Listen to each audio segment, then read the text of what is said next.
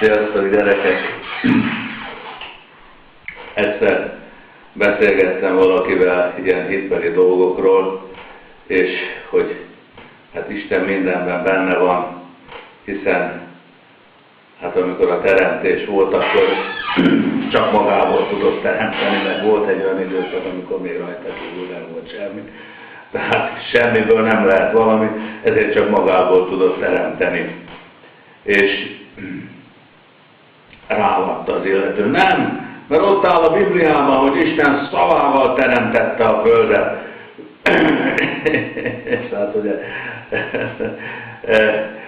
ez volt az ő ellenérve rá, hogy semmiből is lehet valami.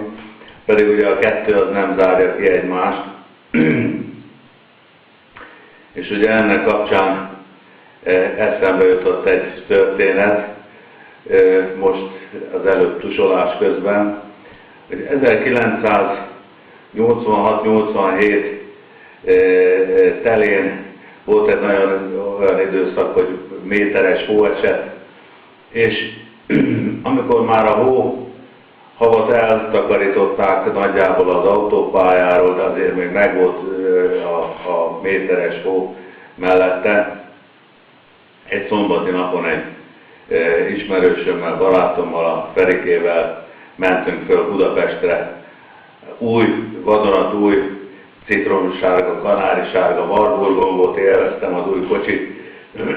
Mentünk az autópályán, szép napos idő volt, mint most, derült volt az ég, hanem 100-as tempóval, azért mégis óvatosan, és a 46-os kilométerkőnél jártunk a Velencei benzinkút előtt, és láttam ott elől, hogy ott egy mentő áll az út szélén, és hát villog a lámpájával, és mondom neki, nézd Ferike, ott egy mentő, mondom, legalább kéznél lesz, az erre állunk. És ahogy közeledtünk a mentőhöz, akkor már láttam, hogy ugye bal oldalt az autópálya két sávja között az elválasztó részen ott árválkodik egy Moszkvics, amelyik ott árokba futott, és ugye eszembe jutott, hogy is mondta az autós tanfolyamon a Kónya tanár úr, hogy ugye a mentő előtt hát ugye fékezni kell, tisztelettudóan csökkentett sebességgel szabad csak elhaladni, mert hát ott valami történt.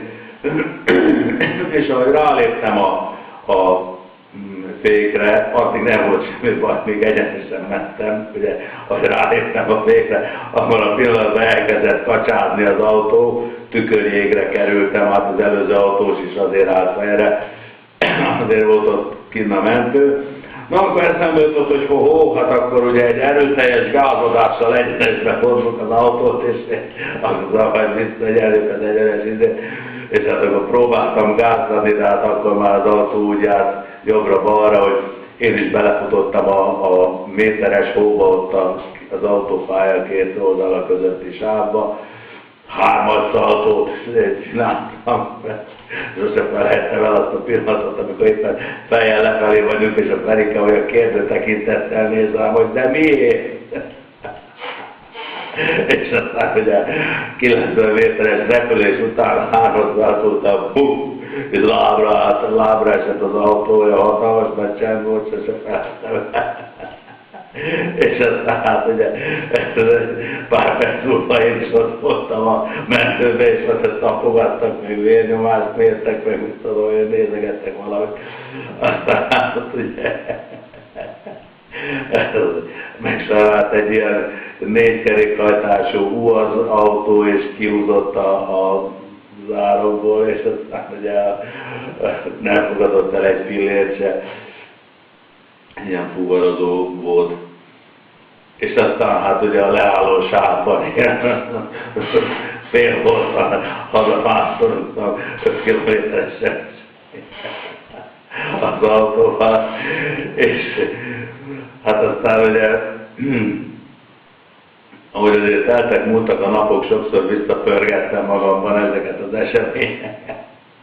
És ugye többször eszembe jutott, hogy kimondtam, hogy ott a mentő, és kéznél lett a fejreállunk, és egy percen belül fejreálltam az autóval, és hát akkor még az Isten itt még távol állt tőlem, de én akkor megmondtam, hogy én ilyen soha többé nem fogok kimondani, és valahol akkor kezdett nyiladozni az értelmem és derengeni a tudatom, és már kezdtem rájönni, hogy a kimondott szó és a gondolat az teremtő erő, gyerekek. Nagyon meg kell gondolni, és nagyon fontos, hogy miben hiszünk.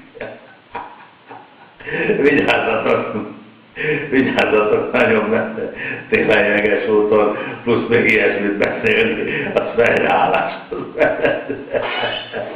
Sziasztok!